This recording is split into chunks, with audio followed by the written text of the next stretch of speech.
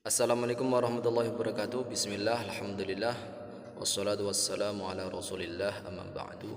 Jadi pemirsa semua, kemarin itu ada video yang ramai beredar, seorang wanita, seorang akhwat yang memakai cadar itu ikut lomba MTQ, sudah sampai di panggung, sama dewan jurinya diminta untuk membuka cadar, nggak tahu dengan alasan apa. Maka perempuan itu mengatakan, "Afwan ya Ustadz, ana la astati an aftahada." Maaf Ustadz, saya tidak bisa untuk membuka ini. Ya.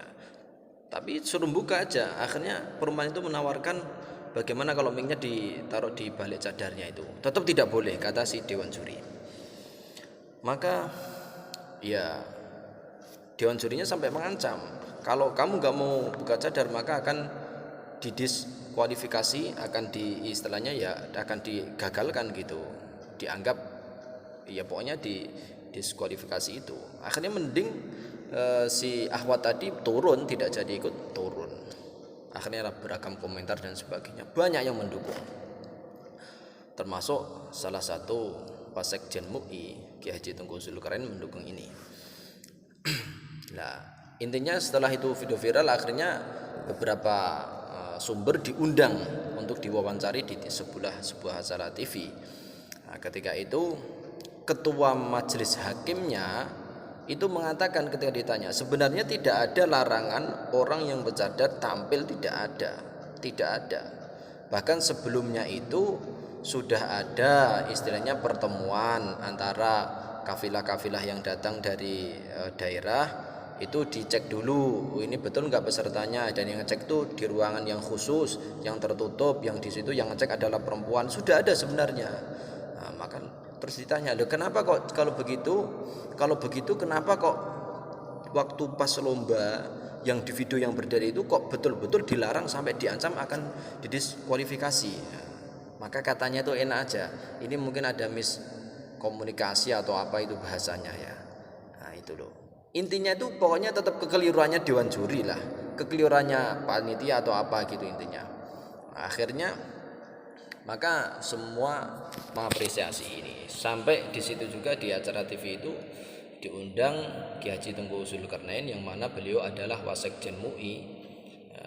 Sangat mengapresiasi dan sangat mendukung si mbak ini, yang perempuan ini namanya Muyasaroh kalau nggak salah, Mbak Muyasaroh, didukung secara penuh, bahkan akan dikasih hadiah umroh sama Kiai Haji Tengku Zulkarnain tahun depan si akhwat ini. Masya Allah, memang saya secara pribadi ini adalah perbuatan yang mulia. Mungkin hadiah MTQ itu tidak seberapa dibanding harus membuka cadar, tidak seberapa hadiah MTQ dibanding dia dapat pahala menjalankan perintah Allah syariat.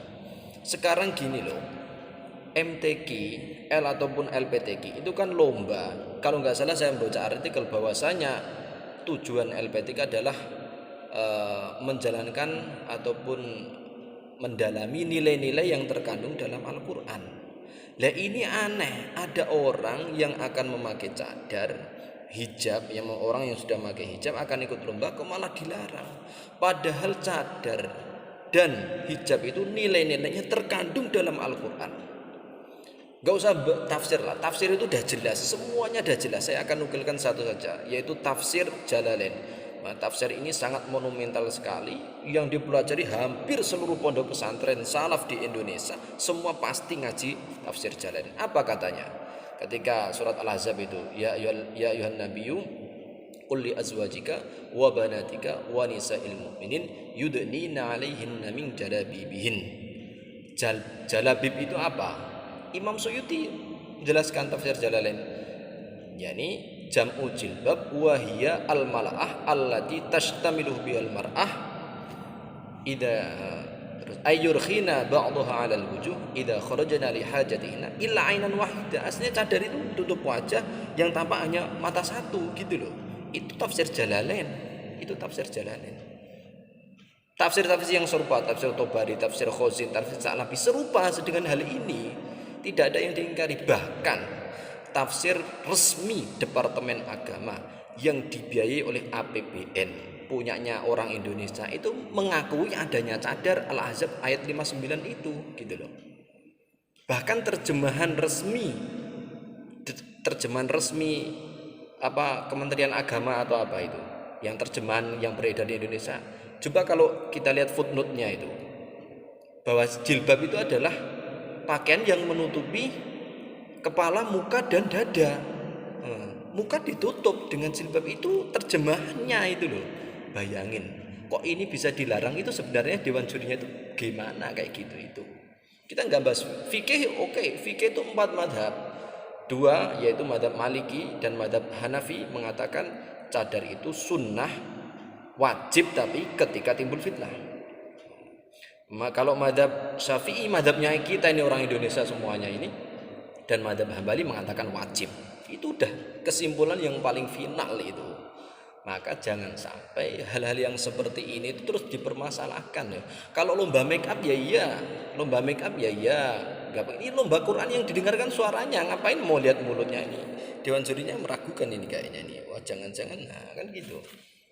Tapi intinya lah, lepas dari itu, ini kan lomba Al-Quran, Musabaqah Tilawatul Quran ataupun LPTQ itu, ya semestinya citra-citra Al-Quran itu ya mesti di lah ini ada orang yang akan mengamalkan salah satu nilai Al-Quran, yaitu memakai cadar yang jelas ada ayatnya di dalam kitab fikih, yang intinya ini kan lomba keagamaan. Kok ada orang yang mau mengamalkan agama kok dilarang, itu gimana gitu loh, kan aneh itu. Maka ya harus dirubah. Dan ini bukan hanya kita lihat dari peraturan agama, dari fikih tadi, dari tafsir, enggak, jelas dalam undang-undang pasal 29 ayat 2 itu menjamin setiap warga negara boleh mengamalkan agamanya dan menjalankan syariatnya. Boleh, sudah dijamin undang-undang. Kok ini mau dilarang? Maka kalau membuat peraturan jangan bertentangan dengan undang-undang, nanti masalah. Mungkin begitu. Jadi saya pokoknya tidak, intinya apa? Intinya pokoknya kalau orang itu mau ikut lomba dengan cadar MTQ apa ya boleh, mutlak, gak usah dibuka. Dan itu udah berlaku bertahun-tahun kayak gitu. Itu pengalaman keluarganya si Muya Saroh itu udah bertahun-tahun gitu, ya nggak apa-apa. Kok ini malah dipermasalahin ini loh, aneh banget ini. Dan kalau kita lihat perlombaan-perlombaan banyak lah, cari aja di YouTube itu ya, orang-orang perempuan yang pakai cadar ya baca aja, nggak suruh buka. Itu udah berlaku di mana-mana ya bertahun-tahun gitu. Kok ini dipermasalahin, kan aneh dewan juri ini. Dan ini pada akhirnya juga mereka itu, ketua majelis hakim yang diundang di TV itu akhirnya minta maaf ya. Bagus ya, menunjukkan mereka itu ya keliru lah, gitulah kurang lebih. Wallahu alam. Assalamualaikum warahmatullahi wabarakatuh.